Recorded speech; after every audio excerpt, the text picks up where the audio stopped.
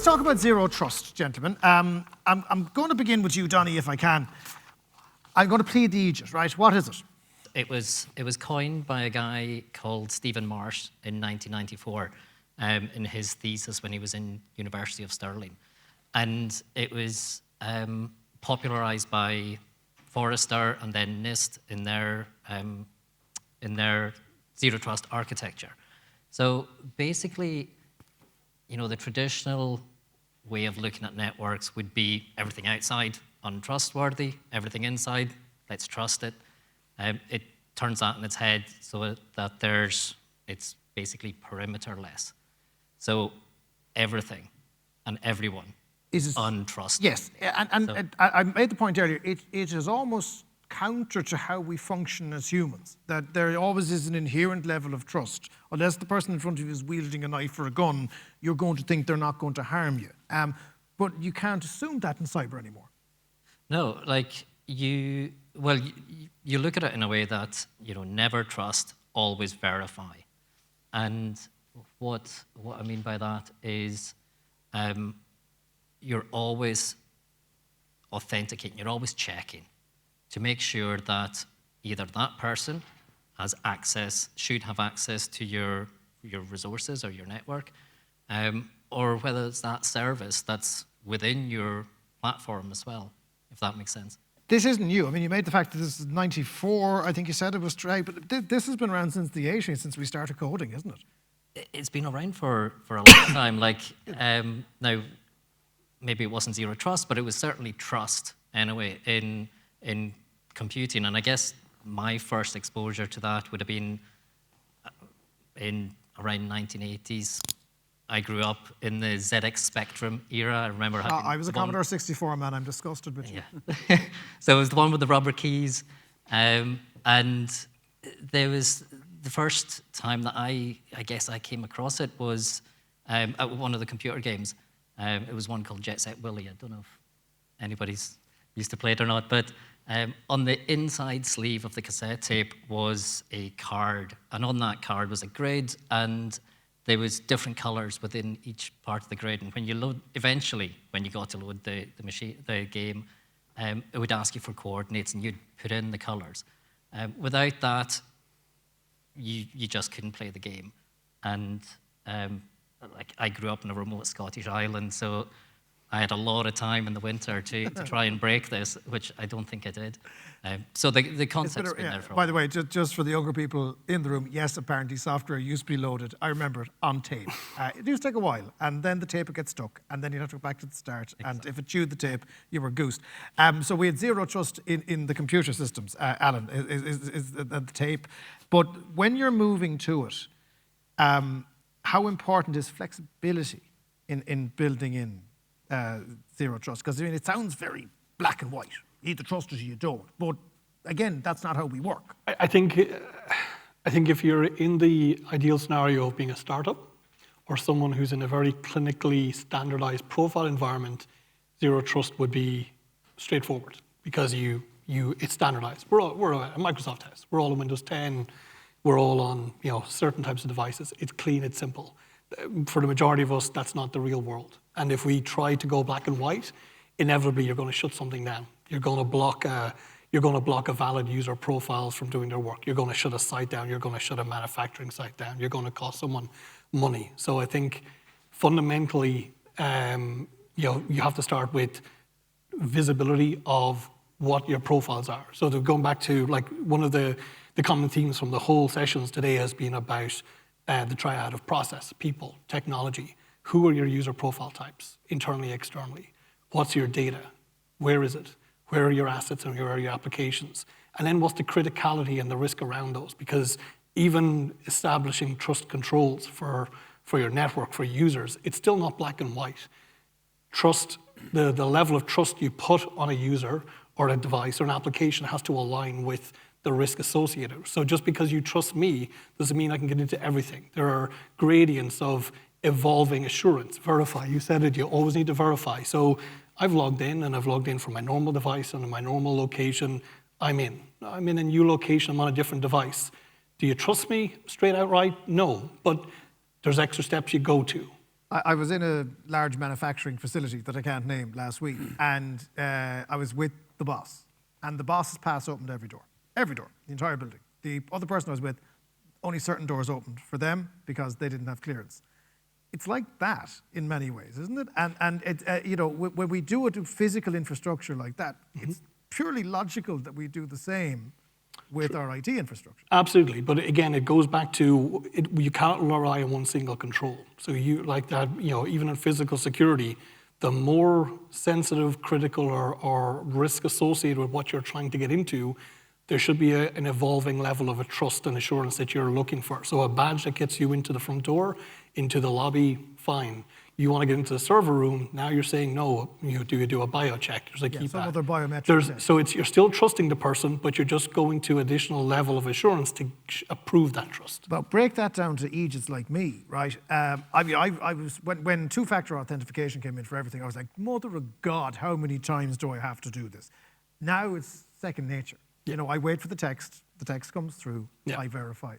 You know, that came through quite quickly, and Aegis got to understand it. So, you know, what's the gold standard here if we're to get to zero trust? Because two-factor probably still can be beaten. So how do you do it? Two factors can be beaten very easily because for a lot of us, when we enabled it first, we were hammering people with it to the point where people got numb to the point of your phone was buzzing and you were going, yeah, disapprove, not realizing that wasn't coming from you in the first place. So again, your control policies, you need to know what you're protecting and have the, you know, I don't know, pun intended, you have to get visibility about, you know, your user profiles. You have to get visibility about what data they're trying to get access to, what device types are in your ecosystem. Because if you don't have that information, you are going to impact. You're not going to be able to just say, this is a control policy I can apply, and this is universal to everyone. You know, MFA is a starting point, but you know, in my world where I'm dealing with kind of software applications, OT environments, I'm talking about machine integrations, machine authentication.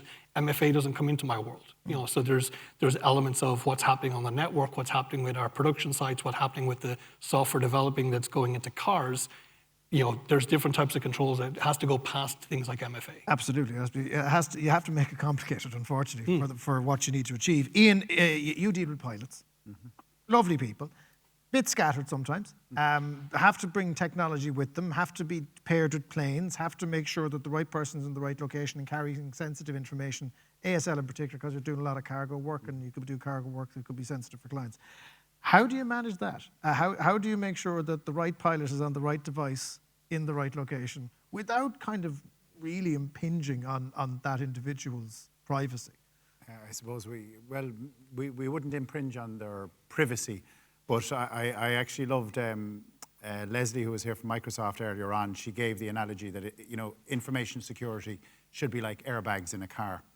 And I was thinking, in my own company and every company I've worked in, I was kind of thinking, are we more like airbags in the car, you know, that are there all around us? I couldn't even tell you how many airbags there are in my car, but I know they're there. Or are we kind of more like sand being poured into the oil in the engine? That won't help the planes. The friction. So to me, I think we work on the basis that we have, you know, pilots who start today in Dublin. They'll move to Liège and they'll be using different devices, and they'll be in China tonight. And that's a huge challenge for us to be able to make sure that that individual is on devices, accessing resources at a time that we would expect it to be so. So unfortunately, we can't, you know, geo-bound anything because people are just moving all over the world on us. We can't kind of say, you know, oh, he'll only do this, that, and the other. So it's an enormous challenge to say that these people are allowed access these resources at that time. And unfortunately for us as well, cargo moves at night. So we're all used to, we're getting used to it again, I think. As passengers in aviation, we all fly during the day. Cargo flies at the other side of the clock, so we fly at night. So all of our activity is occurring in the kind of night hours. In the antisocial hours. Yeah, and that means that all of this activity is happening then, which is when we're least generally prepared to handle.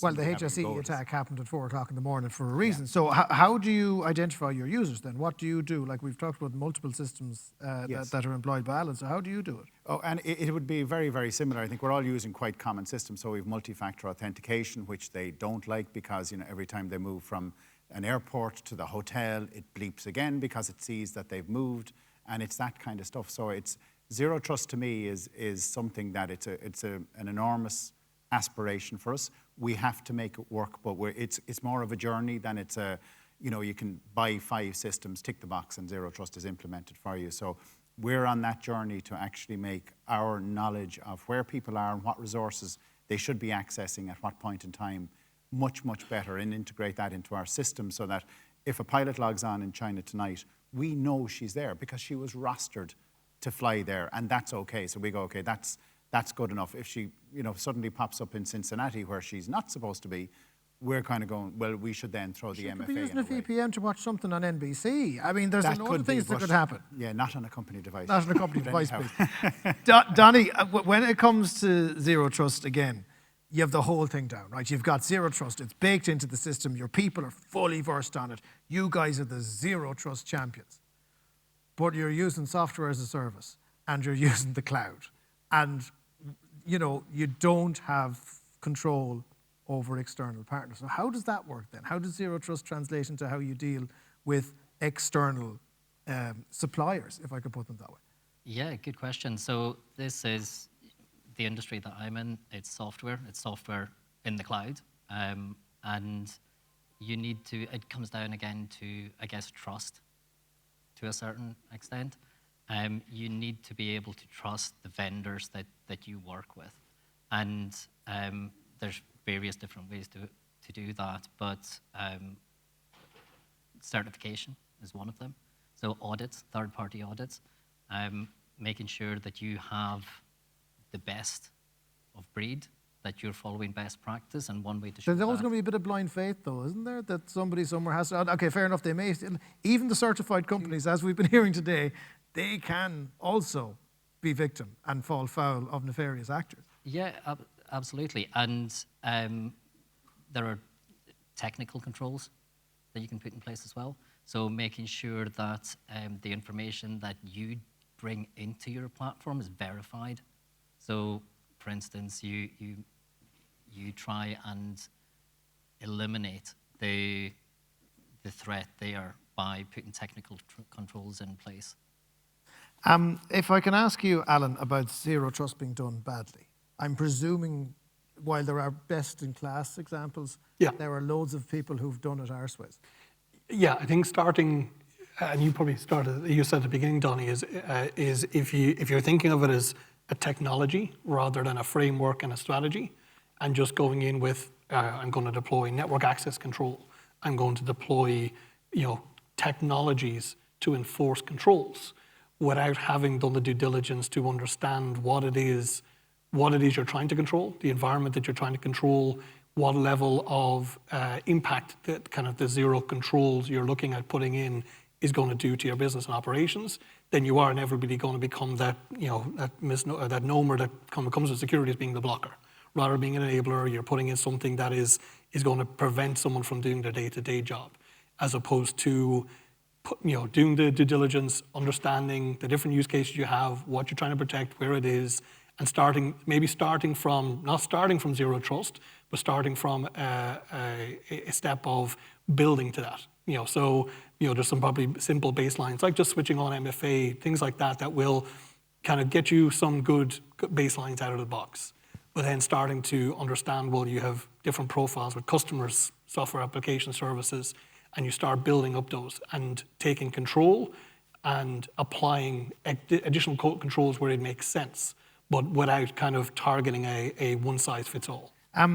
Ian, we talked a lot about the human factor today, okay? So yes, we can have technology in place, we can have practices in place, we can have everything locked down, but people are people at the end of the day, and your devices that you are tracking so carefully and that are binging when people move locations, and I was joking about the Netflix, but I'm sure I'm sure people use the device to look up something, or they might connect to a Wi-Fi that may not be the Wi-Fi that they think it is. The vulnerability there in people is key, isn't it? That people, they don't set out to make a mistake, but mistakes can happen. How do you bypass that when you're trying to put a zero trust system in place? I think there's two things. One is there was that great talk just before lunch about the education of people, using your team as your first line of defense, bringing them along with you. The second one then is going to be some measure of technical control, some measure of alerting somebody. So people will respond in my experience in all the different businesses I've worked in, if you're collaborative, if you're working well with somebody and you don't have a blame culture. And that's one of the best things I've seen in aviation, is that if there is an error, particularly involving an aircraft, there's a no fault reporting system in it. So somebody can say, look, I was making an approach into Milan last night and it just came in too fast or too high and I had to go around. Now that means they kind of burned a load more fuel, had to go back around, do a second approach, and they landed safely. They can report that in aviation with no problem whatsoever. But that's not something that translates across entire sectors. As from our last panel, we found out, the idea of something going wrong, whoops, I'm going to keep that to myself and probably make it worse. So we need to bring that into that no blame culture. So within IT and information reporting, within ASL, we're rolling out the same thing. Tell us if something bad happened. Tell us if you think there was even something a bit strange. There's no issue whatsoever. Because people are often very, I did this, I clicked on that, I feel a bit stupid for it, sort of thing, and you go, no, that's great, thank you very much for telling us this. It's exactly the same thing. It's it's to give that no blame kind of approach to people, so that they're then your allies, rather than they're worried about it going on their record or them being censured or being. Well, you could just spoil the end of the series that they're watching on Netflix for them, that they won't have to watch it anymore. I'm going to throw it open to the floor if I can. So any questions for this panel on zero trust? So if you could just put your hand up in the air and I will come to you if we have any questions. Bound to be questions on zero trust. Yes, sir. From sort of traditional on-prem security measures to SaaS-based cloud application, the adaptation of zero trust to our application. Does that change the attack surface? And secondly, after that, are we within the security industry, are we moving quick enough to mitigate this? Okay, good question, because that's what I was trying to ask him. You put it way better than I did. We all know about the fish tank in the casino. Mm-hmm. Okay, for me, I'm obsessed with this. That somehow one of the SaaS providers that I use for my business is going to make a bags of something, and I'm going to be exposed. Are we taking that attack surface seriously? Is that to me? Okay, we should be. Absolutely, 100%. You are basically trusting somebody else with your data. And one thing for certain is you need to understand where your data is at all times. If you don't, then you can't protect it. But you also have to have trust in the supplier that you're using. So whatever form that may take, before you even engage with any vendor, you should be going through a due diligence process.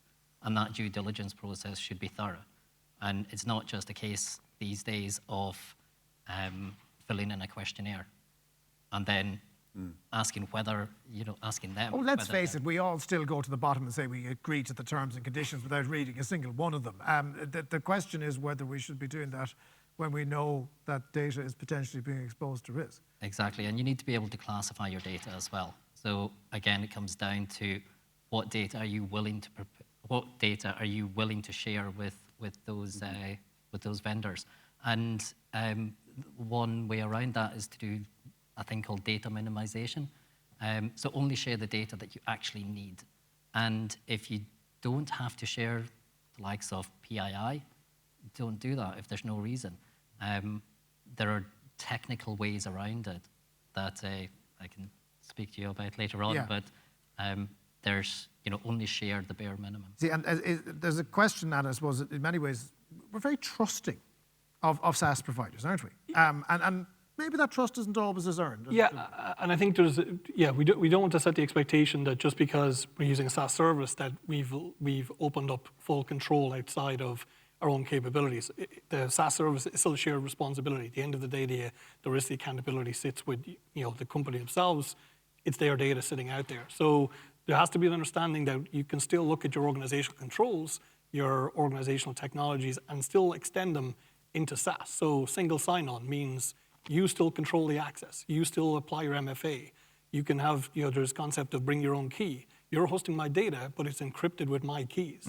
So if you're compromised, I hold the keys. It's still locked. It's still locked out there, but I hold the keys. So in terms of exfiltration, and like then you got to look up at your controls. Well, what is your backup strategy? So it comes down to those shared responsibilities. It's about knowing what you have, isn't it? Knowing what you have and what controls are you willing to outsource and what controls do you want to keep yourself, even if you're outsourcing the service itself. As I'm guessing, the reason why chainmail was effective if you were on the back of a horse and someone was coming at you was that there was lots of different things tightened together. If you were just wearing a metal sheet, it's easier to penetrate it. Okay, I get it now.